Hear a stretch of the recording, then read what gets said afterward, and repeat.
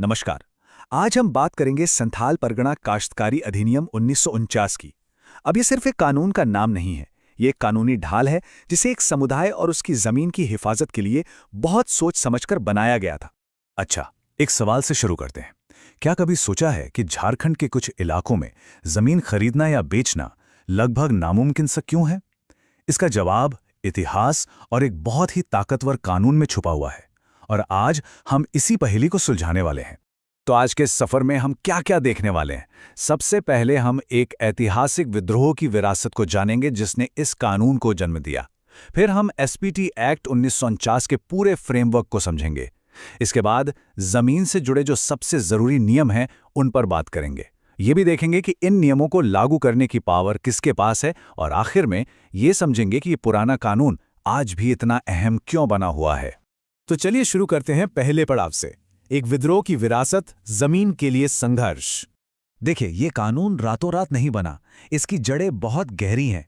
1855 के संथाल विद्रोह में, जिसे हुल के नाम से भी जाना जाता है, ये विद्रोह भारी लोगों द्वारा आदिवासियों की जमीन पर हो रहे कब्जे के खिलाफ एक जबरदस्त आवाज थी। और इसी विद्रोह की आग से निकला है 1949 का ये अधिनियम, जिसे खास तौर पर आदिवासी भूमि अधिकारों की रक्षा के लिए एक मजबूत ढाल के तौर पर बनाया गया।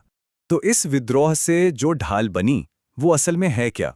चलिए दूसरे हिस्से में इसके पूरे ढांचे को समझते हैं। वो ढाल यानी एसपीटी एक्ट 1949। इस कानून का मकसद एकदम साफ है, बिल्कुल क्रिस्टल क्लियर।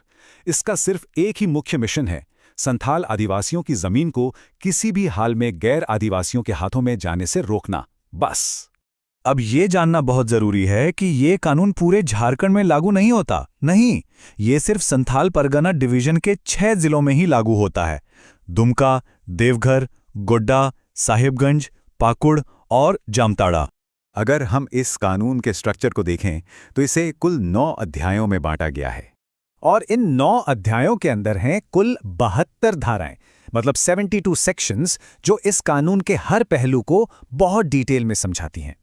अब देखिए, किसी भी कानून को समझने के लिए उसके कुछ खास शब्द समझने पड़ते हैं, जैसे रैयत, जिसका सीधा सा मतलब है किसान या काश्तकार जो जमीन पर खेती करता है, और एक टर्म है खास ग्राम। अब ये क्या है? ये एक ऐसा गांव है जहां न तो कोई मूल रैयत है और न ही कोई ग्राम प्रधान। चलिए अब इस कानून के दिल तक पहुंचते हैं। तीसरा हिस्सा, जमीन के मुख्य नियम, यानी इस अधिनियम का सार। असल में यही वो हिस्सा है जो इस कानून को इसकी असली ताकत देता है। धारा 13 रैयतों को एक बहुत ही बुनियादी हक देती है। ये कहती है कि एक रैयत को अपनी जमीन पर अपने स्थानीय रीति रिवाजों और परंपराओं के हिसाब से खेती करने का पूरा अधिकार है। और फिर आती है धारा 14, जो एक मजबूत सुरक्षा कवच की तरह है। इसके मुताबिक किसी भी रैयत को उसकी जमीन से तब तक बेदखल नहीं किया जा सकता जब तक कि जिले के डिप्टी कमिश्नर यानी डीसी खुद इसका सीधा आदेश ना दें। और अब हम आते हैं इस पूरे कानून के सबसे जरूरी पिलर पर, धारा 20। यही वो सेक्शन है जो उस सवाल का जवाब देता है जिससे हमने शुरुआत की थी। ये साफ साफ कहती है कि रैयती भूमि का हस्तांतरण, मतलब खरीद बिक्री, गिफ्ट, मॉर्गेज, कुछ भी पूरी तरह से प्रतिबंधित है, बिल्कुल प्रोहिबिटेड। हाँ, लेकिन हर कड़े नियम में एक लेकिन होता है, एक अपवाद। सेक्शन 22 वही अपवाद है, पर इसकी शर्तें बहुत सख्त हैं। अगर कोई रैयत बीमार है, कहीं बाहर गया है या नाबालिग है, तो वो अपनी जमीन किसी दूसरे को भरोसे पर खेती के लिए दे सकता है।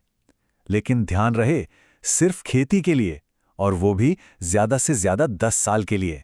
तो ठीक है, नियम तो बहुत कड़े हैं, पर इनको लागू कौन करेगा? प्रोसेस क्या है? चलिए आगे बढ़ते हैं और इसे समझते हैं। चौथा हिस्सा, शक्ति और प्रक्रिया। अधिनियम को कौन लागू करता है? इस पूरे सिस्टम के सेंटर में है डिप्टी कमिश्नर यानी डीसी। उन्हें इस एक्ट के तहत बहुत ज्यादा पावर दी गई है। गांव के प्रधान की नियुक्ति करना हो, जमीन से किसी को बेदखल करने का आदेश देना हो, अवैध कब्जेदारों को हटाना हो या बंजर भूमि के सेटलमेंट को कैंसिल करना हो, लगभग हर बड़ा फैसला डीसी ही लेते हैं। और एक और बहुत ही दिलचस्प बात, सेक्शन 63 साफ कर देता है कि इस कानून से जुड़े मामलों में सिविल कोर्ट का कोई लेना देना नहीं होगा। सारे विवादों का निपटारा रेवेन्यू ऑफिसर जैसे डीसी और एसडीओ ही करते हैं। तो फिर अपील का प्रोसेस क्या है? देखिए, सिस्टम काफी सीधा है।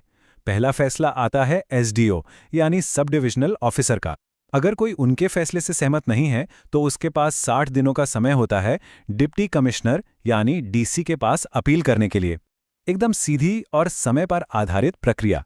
तो अब सवाल ये उठता है कि 1949 में बना ये कानून आज के ज़माने में 21वीं सदी में कितना मायने रखता है। चलिए हमारे आखिरी हिस्से में इसी सवाल का जवाब ढूंढते हैं।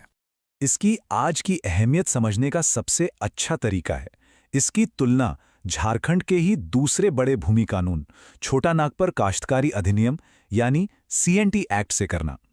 एसपीटी एक्ट को सीएनटी से भी ज़्यादा सख्त, ज़्यादा रिजिड माना जाता है। क्यों? क्योंकि जहां सीएनटी में जमीन की बिक्री के लिए फिर भी कुछ सीमित रास्ते हैं, वहीं एसपीटी एक्ट में जमीन बेचना लगभग नामुमकिन है। और यही सख्ती आज की सबसे बड़ी बहस की जड़ भी है। साल 2016 में जमीन का कमर्शियल इस्तेमाल हो सके, इसके लिए इसमें कुछ बदलाव लाने की कोशिश हुई थी, लेकिन इसका जबरदस्त विरोध हुआ। ये चीज इस कानून के मूल संरक्षणवादी इरादे और आज की आर्थिक विकास की जरूरतों के बीच के तनाव को साफ दिखाती है। तो आखिर में हम एक बहुत बड़े सवाल पर आके रुकते हैं। विकास और निवेश के इस दौर में 1949 का ये कानून अपने लोगों की हिफाजत के मूल वादे को निभाते हुए 21वीं सदी की जरूरतों के साथ कैसे तालमेल बिठा सकता है? ये एक मुश्किल सवाल है और इसका जवाब ही संथाल परगना का भविष्य तय करेगा।